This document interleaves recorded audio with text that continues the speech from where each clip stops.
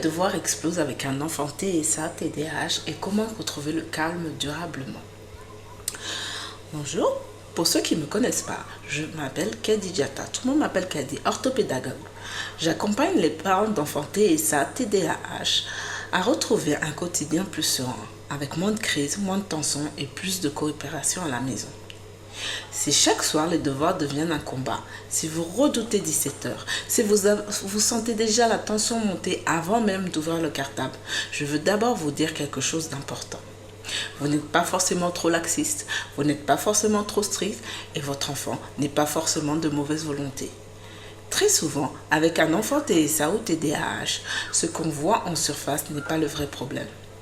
Le refus visible cache parfois une fatigue nerveuse immense, une surcharge sensorielle, une anxiété d'échec, un cerveau déjà saturé et une incapacité temporaire à se réguler.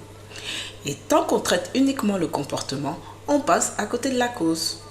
Dans ce podcast, je vais vous montrer pourquoi les devoirs explosent, ce qui se passe réellement après l'école, les erreurs fréquentes des parents bien intentionnés et surtout ce qui aide vraiment.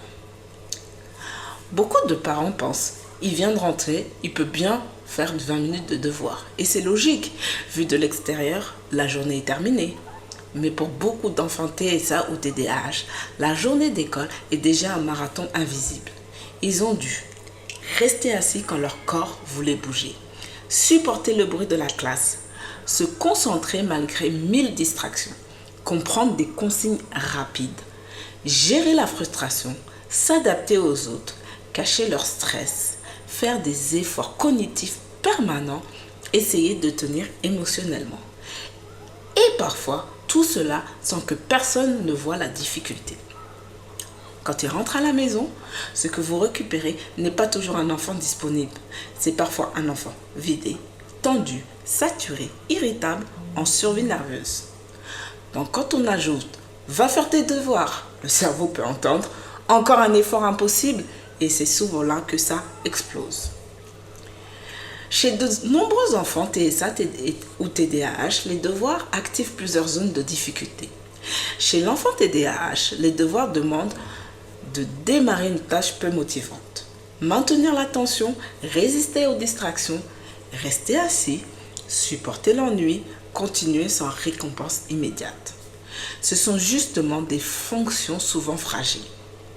Chez l'enfant TSA, les devoirs peuvent activer fatigue sociale accumulée, rigidité mentale après la journée, besoin de récupération sensorielle, stress face à l'imprévu, anxiété de performance. Résultat, les devoirs ne sont pas perçus comme 20 minutes simples, mais comme une charge supplémentaire impossible à surmonter. Maintenant, je vais vous présenter les 7 erreurs fréquentes. Erreur numéro 1, commencer dès l'arrivée. Le système nerveux n'a pas encore redescendu. Donc, au lieu de ça, à faire, créer un SAS. Collation, temps calme, mouvement, solitude choisie, câlin, respiration. Erreur numéro 2, penser qu'il faut profiter qu'il est là. En réalité, présence physique différente d'une disponibilité mentale. Erreur numéro 3, répéter en boucle. Allez, on y va, dépêche-toi. Quand le cerveau sature, les répétitions deviennent juste du bruit et rien d'autre. Erreur numéro 4, vouloir finir coûte que coûte. Parfois on finit les devoirs, mais on détruit la soirée. Erreur numéro 5, comparer avec les autres enfants. Ton frère y arrive, les autres le font. Cela nourrit surtout la honte. Erreur numéro 6, corriger sans relâche. Trop de corrections égale trop de menaces intérieures. Et enfin, l'erreur numéro 7, interpréter moralement. Il me cherche, il me manipule. Souvent, non. Il lutte déjà contre lui-même. Donc, ce qui aide vraiment, c'est de créer un sas de décompression d'abord. Avant de le voir, tu rentres, on récupère d'abord 10 à 30 minutes selon l'enfant. Aussi, créer une présence régulante. Beaucoup d'enfants bloquent seuls, mais avance accompagné. Asseyez-vous à côté 5 minutes. Votre calme prête le calme. Ensuite, mettre en place des mini-objectifs. Pas on fait tout, mais on commence une question. Le cerveau coopère mieux face au petit. Aussi, fractionner. Un exercice, une pause. Un exercice, une pause. C'est aussi important de rendre visible le temps. Utilisez soit un timer, un sablier, un minuteur visuel. Le temps abstrait fatigue énormément ces enfants. Aussi, donner du contrôle. Tu préfères maths ou lecture? Le choix réduit l'opposition. Et aussi, valoriser les efforts invisibles. Dire, tu t'es mis en route malgré ta fatigue. Tu as recommencé.